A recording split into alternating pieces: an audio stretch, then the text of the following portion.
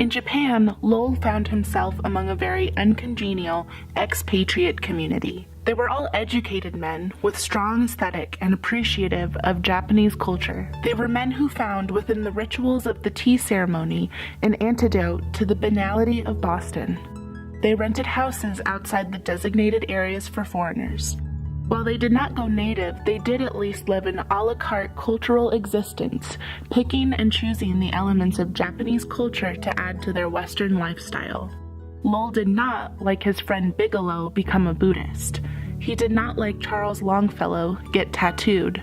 But the Japanese aesthetic, the strict discipline deeply beautiful in an austere way, heightened their senses without challenging their sensibilities.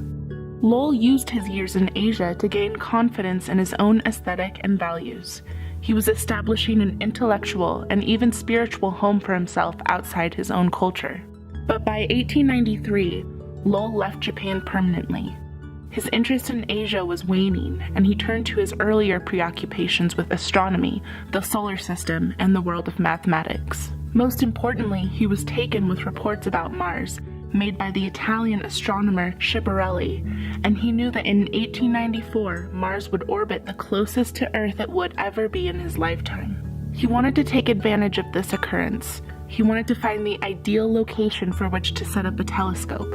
The young man whose life had collapsed in on him because he could not marry who his family had picked for him was now stronger. He had explored, he had compared cultures, he had made deep friendships, and he had gained confidence in himself. He did not care excessively about disappointing anyone anymore. He was more comfortable in his solitude.